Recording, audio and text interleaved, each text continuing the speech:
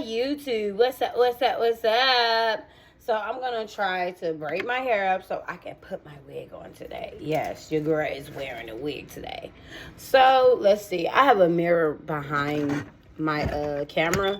I'm trying to fix it so I could be able to hold on to see me 1 minute. Okay,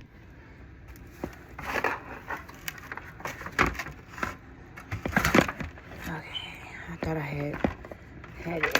Okay, hold on. Okay, now, let's see.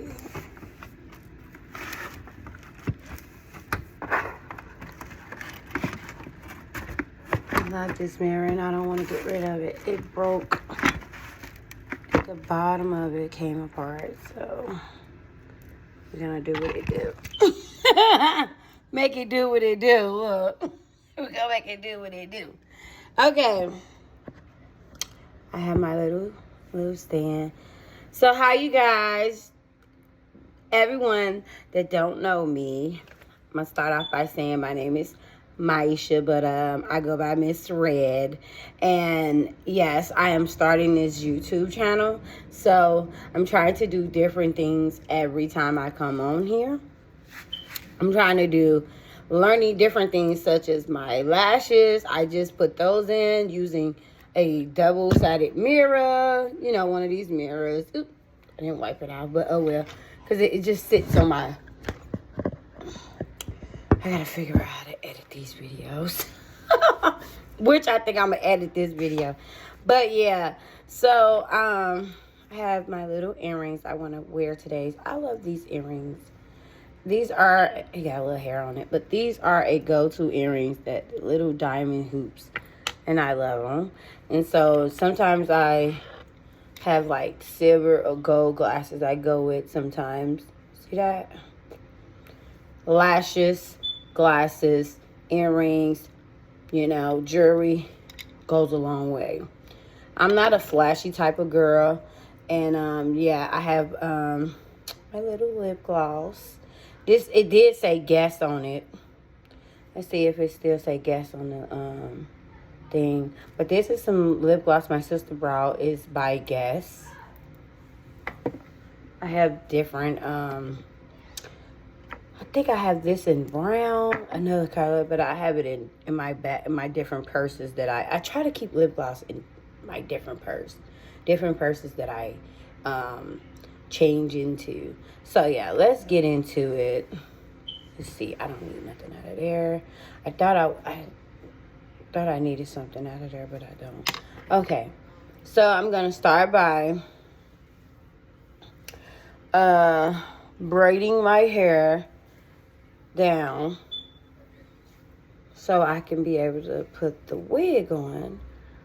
So we're gonna do little by, I'm thinking if I want it, let me take my ring off. Yeah, this is my engagement ring. It's so cute, isn't it? So let me take it off so it won't get, I'm trying to see, should I sit it in my Smart Spark solution? I could sit it in there and just clean it. Why not? I can just clean my jewelry today. It has a little brush in here. Little brush, it's cute. Just sit it in there. Why not? That stays on here. Okay, so let's do some quick braids. Majority people like to say, oh, do some braids, go straight to the back. Yeah, that's probably what I would do.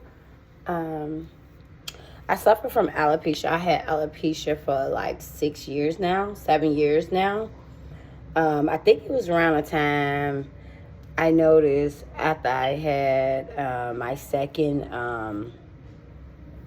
I had to have a second surgery. Because 2009, I had my tubes clamped. So this is story time as well as me doing my hair. So yeah, I had to have my tubes clamped back in 2009. And my hair was so thick after I had my last child. I had a little girl. Her name is Dynasty. And after I had her, I decided I wasn't going to have any more kids. So they said, you can either get your tubes clamped or burnt. And the lady that was clamped, doing my tubes, she said, I'ma just clamp them. But she put 2 clamps on my left tube. And which caused it to, over time, I don't know, I think 9 years went by. I was already complaining in pain. Okay? I was already complaining, going back and forth complaining and telling the doctor something isn't right. Something isn't right. So I go back. I get a second opinion. They said, oh, you might just have cysts, ovarian cysts, or fibroids. So they gave me something for the pain. But as the years went by, 9 years went by, mind you, I moved out of my hometown, which is Chicago, and I came to Danville.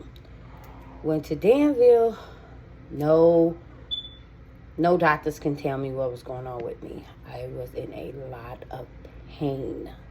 Okay, when I tell you, I thought I was dying. I thought I was dying. Okay? So, mind you, years have already went by. I'm trying to go on with my life.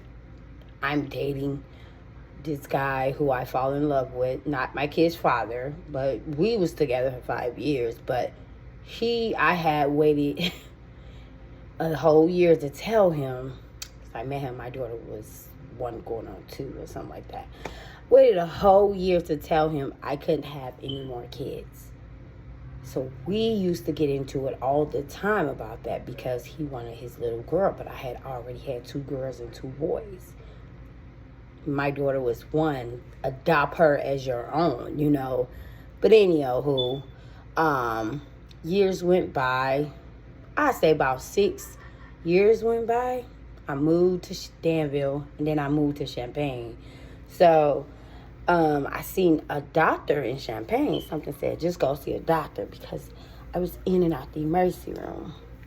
And when she pulled up my medical records, she could see, she said, yeah, abdominal pain. You was in and out the emergency room. Let's see what's going on with this pain. So she said, well, we should go do a couple of ultrasounds. So they did an ultrasound. It didn't like really, like, she seen something when she called me. She said, I want you to know about your ultrasound test results. So I was like, okay. So I'm calling you to tell you we see something, but we don't really know what it is. First, they thought it was a ectopic pregnancy. They thought I had like a baby in my left tube, okay? So I go in, and she's sitting down, and she's going over everything with me. She's kind of like zooming in. I'm not a doctor. I don't know everything. She kind of zooming in, telling me, showing me, or whatever. She said, I see something, but I'm not for sure what it is. But we're going to go ahead and schedule for a surgery. So I said, could it be after Thanksgiving? Because I really want to spend Thanksgiving with my family.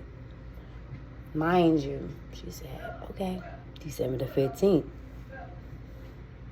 So I'm like, how long is it going to take for me to heal? 6 weeks. So I was down for Christmas, which is, it's okay. I had surgery December the 15th, 2015. So I was like, okay, cool. Let's go in. I'm ready, because mind you, my ex-boyfriend had to go through this the whole time we was together, almost 6 years, okay? So,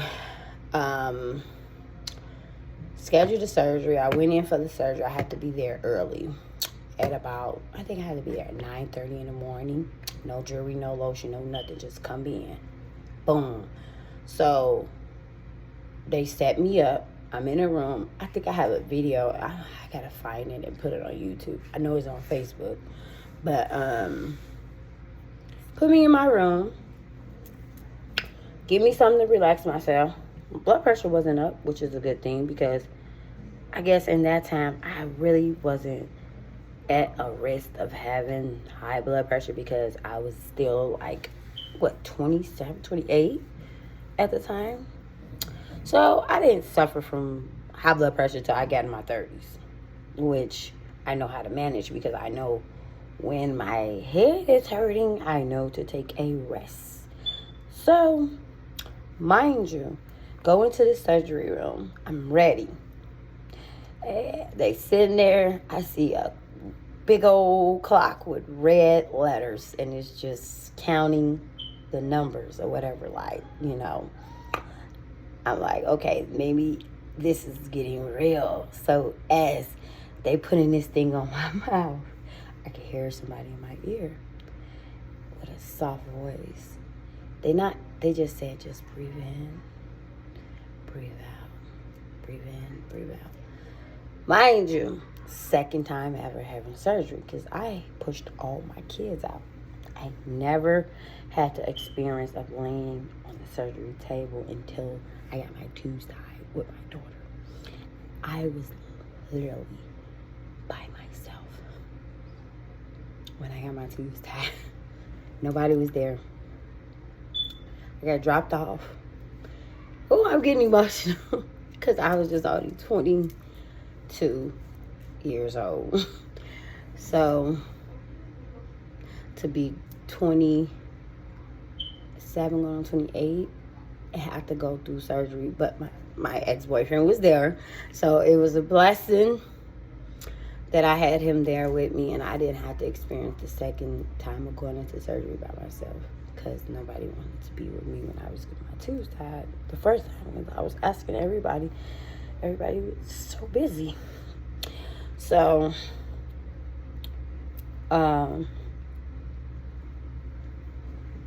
so when I went in, I got the surgery, went home, and I healed really good. Like, I healed really good. But when she showed me, I had like different stuff going on. So she said I had like cysts on my ovary. I have a little cyst that's under my uterus that she showed me. But I think I got a feeling of where is that, because when it's that time of the month, I can feel something odd in that area by my uterus. It's uncomfortable. It's an uncomfortable feeling. And it kind of tells me, alarms me that my period is coming because your uterus tends to get full at a certain point of the month. So it get full and it get, tight, I guess. So wherever the cyst is sitting, she says she cannot remove that one because it's too close to it's on my uterus, and that's a risk that I could bleed out and die. So mind you, I'm thinking like, yeah, they could just go in, take the clamps off, No, they went in, they cut the whole tube, and then they cut partial of my uterus. So, yeah, your girl had some stuff going on because it grew fluid in between the clamps, the metal clamps that look like staples.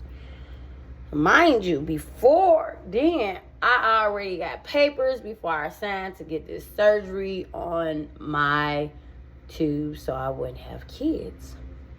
So, I literally looked into it, and it's a staple with rubber things in between it.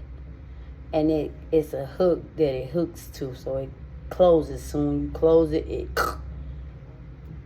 they said, Miss Porter, we are surprised that you have not got pregnant. I said, why do you say that? She said, the clamps was never on.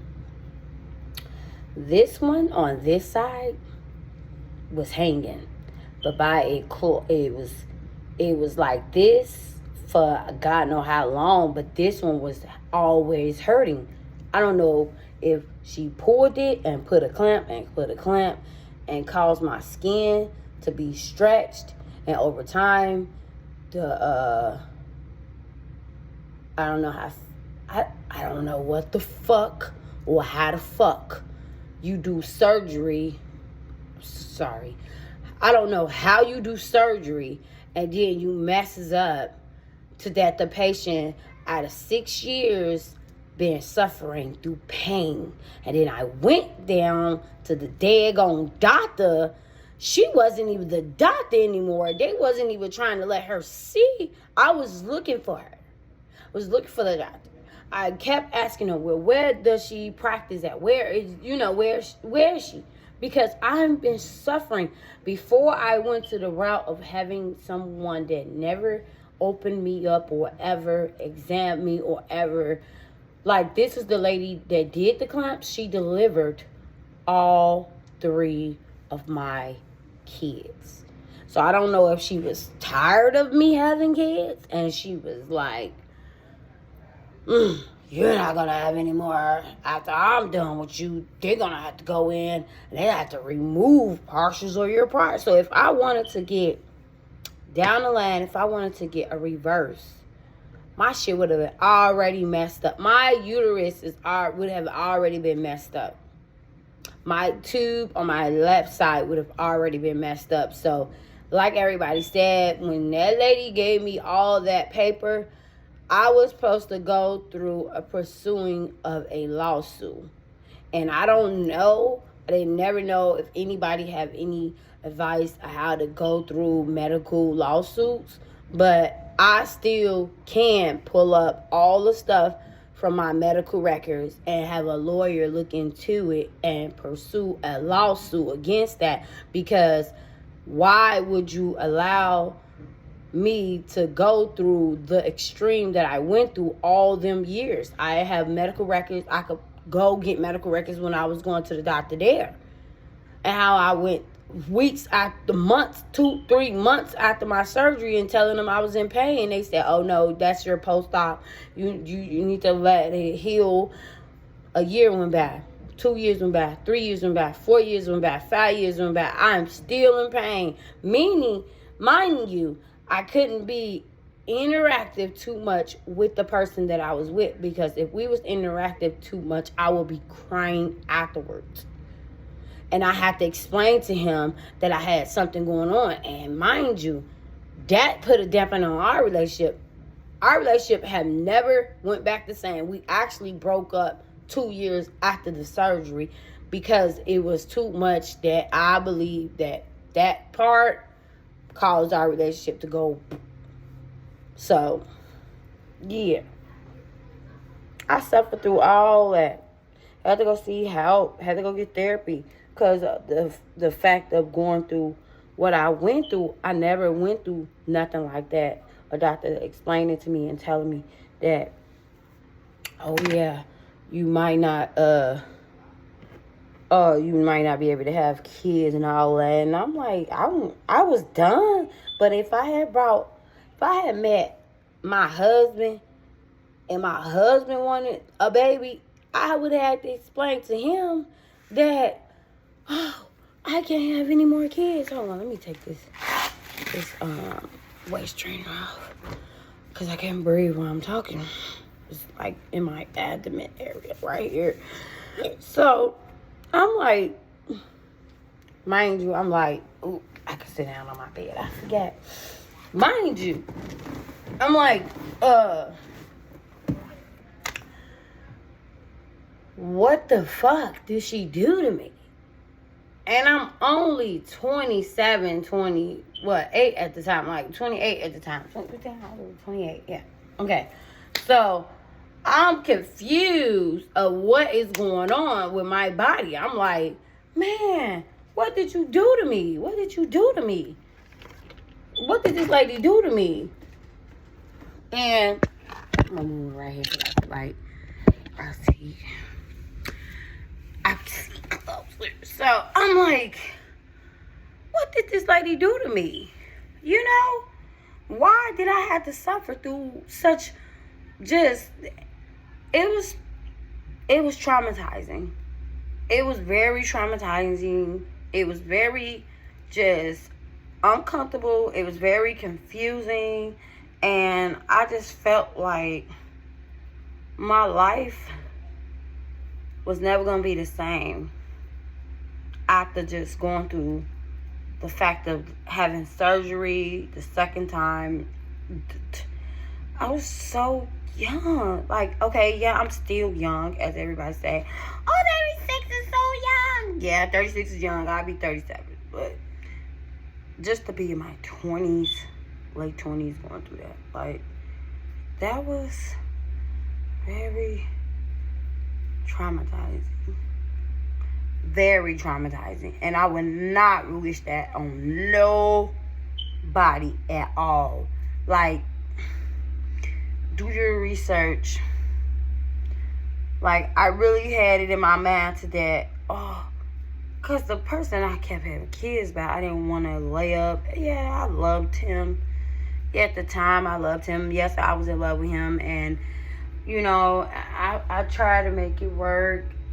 But I tried to make it work with the person that I was with. And now I think about it, I said maybe because I was going through what I was going through with my tubes and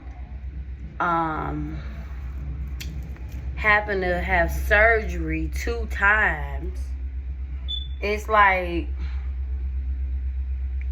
how do you explain that with the person that you meet? Mind you, he proposed to me 2014.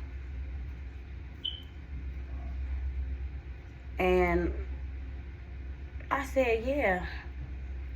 But we never pursued because it was so many people in my ear, his ear. That's why I said my next marriage, which not that big.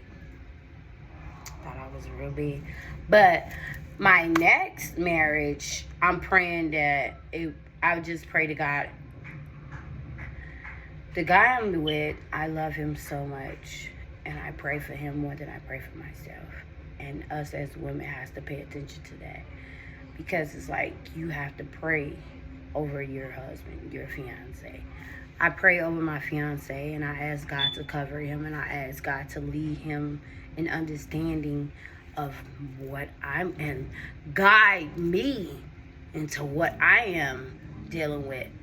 Because I have dealt with past relationships that I felt like if I put God first, maybe God will work his way out. I don't like how that look under my arm. Maybe God will work things out in the best of for me through him. You get what I'm saying? If that makes more sense to y'all. So I'm like, I'm trying to be open, more vulnerable, and not closed off with the person that I'm dating. So I'm like, okay, yeah, things could get better, you know, with our relationship, but I have to be patient because I'm rushing it, and I'm just like, yeah, I want to go do this for our wedding, and I want to go here.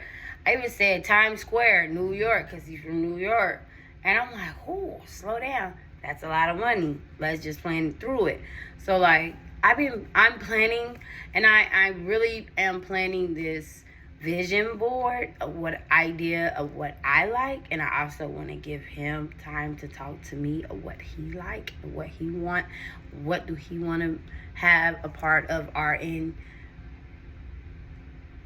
intertwining as one. Let me say that, and coming together as one, because I don't want to continue being his girlfriend. I want to be his wife.